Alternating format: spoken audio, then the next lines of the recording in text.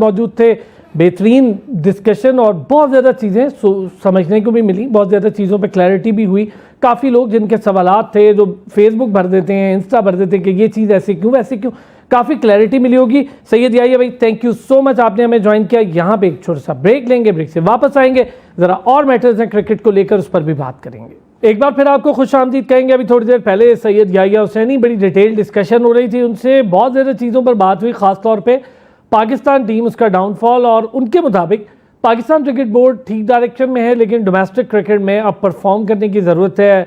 और अब्दुल्ला खुर्रम नियाज़ी साहब ने जो मेजरमेंट्स लिए हैं 1 साल से जो ले रहे हैं, अब उसके रिजल्ट्स आना बहुत ज़रूरी हैं। उन्होंने कहा कि आकिब जावेद साहब ठीक काम कर रहे हैं, लेकिन अलीम डार, असद शफीक और अजहर अली, इनको अब थोड़ा सा अपनी परफॉर्मेंस को देखना होगा। इनकी परफॉर्मेंस से कोई खुश नहीं थे वो, लेकिन ये ही सारे लोग वापस रखे गए। इन सारे लोगों को मौका मिला है एक बार फिर से पाकिस्तान क्रिकेट बोर्ड के साथ बतौर सिलेक्टर काम करने का। बाबर आजम, जिनका मैं बार बार जिक्र कर रहा था, उस पर याहिया से भी बात हुई, उन्होंने भी कहा कि ठीक है, बाबर आजम एक ब्रांड है, लेकिन पाकिस्तान क्रिकेट बड़ा ब्रांड है। उसी क्रिकेट ने बाकी क्रिकेटर्स को नाम भी दिए। ज़रा इसी पर मज़ीद बात भी करेंगे। हमारे साथ मौजूद हैं ज़ीशान नादिर महसूद, साबिक बड़े शानदार फर्स्ट क्लास क्रिकेटर हैं, क्रिकेट एक्सपर्ट हैं। बहुत शुक्रिया ज़ीशान भाई, आपने भी हमें ज्वाइन किया। अभी थोड़ी देर पहले सैयद याहिया से बात हो रही थी, उनके मुताबिक पाकिस्तान क्रिकेट बोर्ड की डायरेक्शन अब ठीक है, कुछ फैसले हैं जो थोड़े और सख्त लेने हैं। उन्होंने कहा कि सुफियान मुकीम, मेहरान मुमताज़, इरफान नियाज़ी, इनके मामले पर वाकई में क्रिकेट बोर्ड को सोचना पड़ेगा। और उन्होंने कहा कि ये अगर टीम का हिस्सा हैं तो फिर बार बार एक साथ चांस क्यों नहीं दिया जा रहा, इनको पैचेस में क्यों दिया जा रहा है, ये खुद में एक सवाल। फिर 2022-23 की क्रिकेट पे उन्होंने बात की, ख़ासतौर पर श्रीलंका में होने वाली एशिया कप, उसके बाद जो टीम परफॉर्मेंस की लड़ाइयाँ शराइयाँ, इनकी खबरें बाहर आई। ये बड़ी डिटेल अभी बात हुई। सर मुझे ये बताएं ज़ीशान भाई, हमारा डोमेस्टिक स्ट्रक्चर, यही खबरें लेते हैं, हमारा डोमेस्टिक स्ट्रक्चर पर क्या असर डलता होगा इन्हीं खबरों का? फिर हमारे जो सुपर स्टार्स हैं वो डोमेस्टिक नहीं खेलते हैं, अब तो उन्हें पाबंद किया जा रहा है कि डोमेस्टिक खेलें। फिर मैं ज़रा बाबर के BBL की भी बात करूँगा, लेकिन पहले ज़रा हम इस पर बात करते हैं। अगर सुपरस्टार डोमेस्टिक क्रिकेट की रौनक ना बने, तो आप समझते हैं कि डोमेस्टिक क्रिकेट की कोई उस तरह से वर्थ हो, लड़कों में कोई जोश और जज्बा आएगा, लड़कों को सीखने का मौका मिलेगा? अगर इंटरनेशनल क्रिकेटर्स उनके साथ नहीं खेलेंगे तो किससे सीखेंगे वो? शुक्रिया अरसलान भाई प्रोग्राम में दावत देने के लिए। एक ऐसा टॉपिक आप हमेशा चूज करते हैं जो कि बहुत जो है मेरे दिल के करीब भी होता है, मुझे बोलने का दिल भी बहुत करते हैं और मुझे अफसोस भी बहुत होता है इस चीज पे।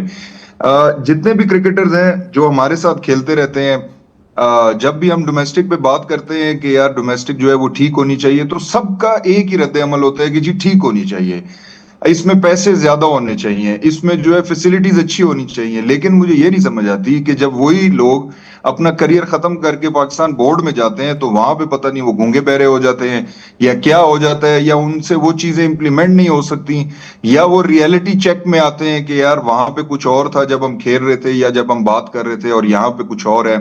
I don't know.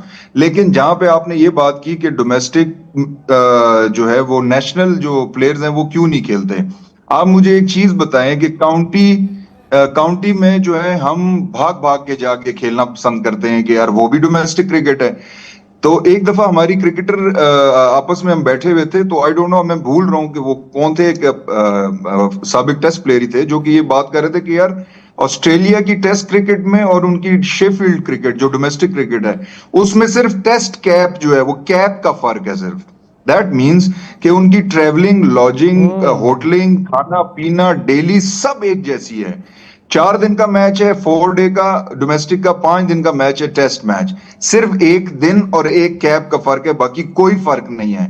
मतलब उन्होंने ट्रेवलिंग उनको जो है फर्स्ट क्लास कर दी है, उनको ठहराते जो है वो अच्छे स्वीट्स में ठहराते हैं हर प्लेयर को। क्यों वो करते हैं? क्योंकि वो फील लाना चाहते हैं कि जब वो इंटरनेशनल क्रिकेट में आए तो उनको कोई डिफरेंस ना महसूस हो। हमारा प्रॉब्लम ये है कि यूं समझ लें कि एक बंदा जो है वो रेडी पे बैठा होता है और रेडी से हम सीधा उसको फरारी में बिठा देते हैं, तो ये बहुत बड़ा डिफरेंस है। उसको समझ ही नहीं आती कि वहां पे जाके करना क्या है। तो जो चीजें आप इंसेंटिव नेशनल प्लेयर्स को देते हो, अगर वहां तक नहीं है तो एटलीस्ट उसका 25% तो कम से कम जो है वो डोमेस्टिक प्लेयर में दो। अभी मुझे आप एक और चीज मुझे सिर्फ ये शायद इससे ज्यादा रेलिवेंट तो नहीं है लेकिन रेलिवेंट भी है कि आपने 14 जून से इंटर डिस्ट्रिक्ट शुरू कर दी है। आप अल्लाह का वास्ता है, आप ये गर्मी देखें, 46-47 डिग्री सी सिर्फ इस्लामाबाद में है। इस्लामाबाद में इतनी गर्मी है तो मैं डीआई खान के मेरे कोचेस दोस्त हैं, उनसे मेरी बात हो रही है, वहां पे 51 डिग्री सी है। आपका अभी अप्रैल में डोमेस्टिक खत्म हुआ है, आपने मई की ब्रेक ली और फौरन आपने दोबारा नया सीजन स्टार्ट कर दिया। ये इंटर डिस्ट्रिक्ट जो है ये सितंबर में भी हो सकती है क्योंकि फर्स्ट क्लास तो अक्टूबर में स्टार्ट होती है। तो थोड़ा सा जो है ना हमारी प्लानिंग है। जुनेद जिया वहां बैठे हुए हैं, खुरम नियाजी वहां पे हैं, नदीम खान साहब हैं, बाकी इतने बड़े बड़े नाम हैं। आई डोंट नो, इनको समझ नहीं आती कि ये खुद डोमेस्टिक सब खेले हुए हैं तो फिर ऐसा क्यों करते हैं, मेरी समझ से बाला तार है। अच्छा चलें, आपने ये अच्छा किया, आपसे जब भी बात होती है ग्रास रूट पे बड़ी सही डिटेल बात होती है। ये बताएं ज़ीशान भाई, क्या हमारे डोमेस्टिक स्ट्रक्चर जो इस वक्त प्रेजेंट है उसमें तब्दीली की ज़रूरत है? हमारे कोचिंग स्टैंडर्ड्स में तब्दीली की ज़रूरत है? हमारे सिलेक्शन के मयार में तब्दीली की ज़रूरत है? हमारी पिचेस में तब्दीली की ज़रूरत है कहाँ हमें? देखें, ओवरहॉलिंग करनी पड़ेगी अरसलान भाई। पिचों का आपने बात की तो मैं कुछ दिन पहले ही जो है वो एक डॉक्यूमेंट्री देख रहा था अपने हमसाये मुल्क के बारे में, नाम भी ले लेते हैं, इंडिया की जो क्रिकेट है उनके बारे में। तो बेंगलोर में जो उनकी एकेडमी है वो 4000 एकड़ पे बनी हुई है। कितने? 4000 एकड़ पे, जहां पे स्कूल भी है, कॉलेज भी है, वहां पे क्रिकेट का पूरा एक स्टेडियम है। स्टेडियम के साथ 3 और ऐसे ग्राउंड है जहां पे उनकी फर्स्ट क्लास होती है। और सिर्फ एक एकेडमी के अंदर 92 पिचेस हैं, डिफरेंट किस्म की, डिफरेंट सॉइल की, डिफरेंट कैटेगरीज की, डिफरेंट कैरेक्टरिस्टिक्स की 92 पिचेस हैं। अब आप मुझे बताएं कि वो कहां पे जा रहे हैं। हमारी 92 तो मेरे ख्याल से पूरे पाकिस्तान में नहीं होंगी। तो अब जब एक ऐसा मुल्क जो आपके साथ साथ जो है वो खेल रहा है और वो इतना आगे जा रहा है और आप जो है अभी तक यही सोच रहे हैं कि हम जो है वो पिच जो है वो आर्टिफिशियल रखें या दूसरी रखें, हम इससे अभी तक नहीं निकले। जहां तक आपने बात की कि डोमेस्टिक, देखें डोमेस्टिक की ओवरऑलिंग इसलिए होगी कि ये जो डिस्ट्रिक्ट क्रिकेट स्टार्ट हुई ये इसलिए इस वजह से स्टार्ट हुई कि क्लब क्रिकेट में जो 3 टूर्नामेंट एसोसिएशंस को करवाने होते थे वो नहीं करवाते एसोसिएशन। जब आप वो टूर्नामेंट नहीं करवाते तो किसी भी प्लेयर की परफॉर्मेंस का पता ही नहीं चलता जिससे जो है वो रीजन की टीम सिलेक्ट होगी। तो उसकी वजह से इन्होंने जिस वक्त जो है वो मेरे ख्याल से नसीम ये सेठी साहब जो थे उस वो जो आइन था 2014 का, उस वक्त जो है इन्होंने प्रॉपरली इसको इंप्लीमेंट किया और इन्होंने इंटर डिस्ट्रिक्ट करवाना शुरू कर दी। अब इंटर डिस्ट्रिक्ट जो है वो एक तो पैसों का भी जिया है, इसकी परफॉर्मेंस अभी पिछले साल से काउंट होने वाली, पहले तो इसकी परफॉर्मेंस कोई काउंट भी नहीं करता था।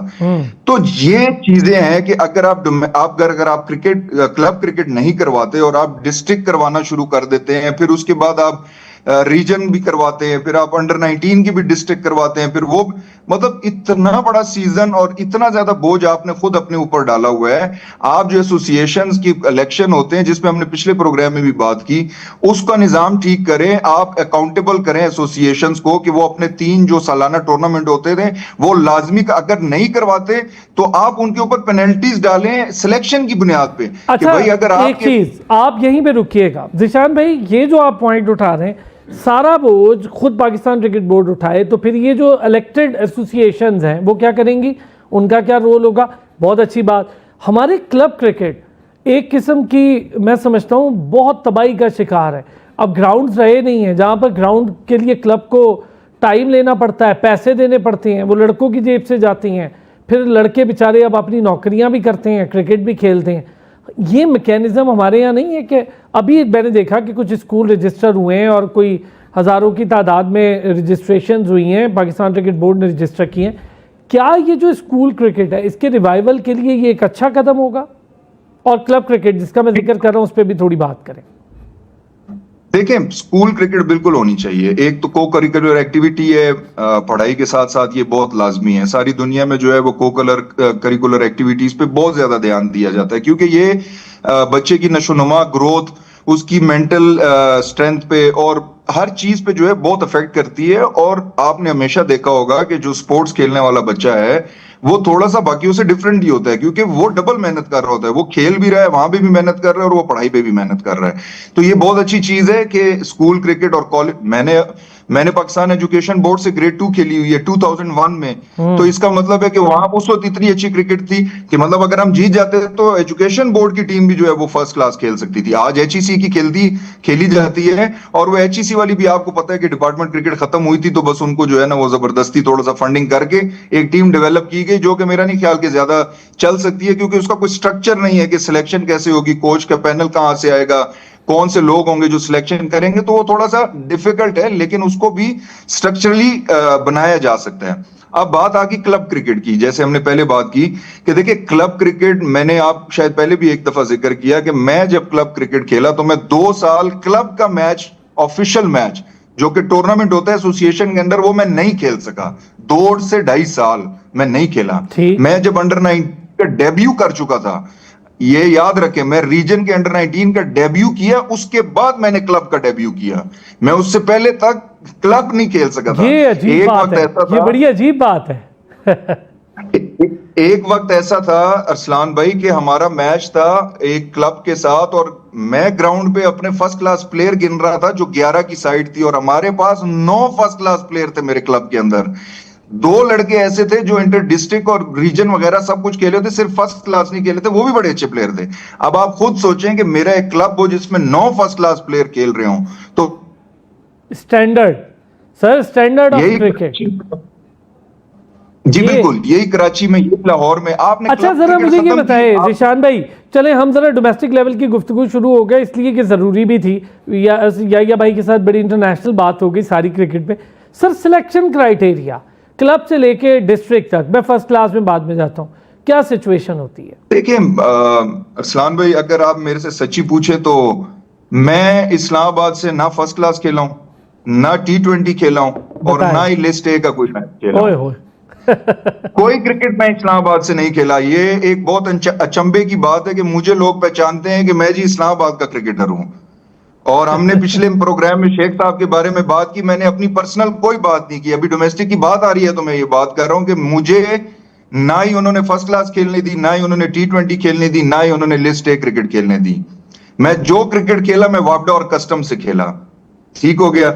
अभी ये आपकी सिलेक्शन का है कि मैंने बगैर फर्स्ट क्लास खेले पाकिस्तान का अनऑफिशियल 3 दफा कैंप किया है, लेकिन मुझे इस्लामाबाद वाले नहीं खिलाते थे।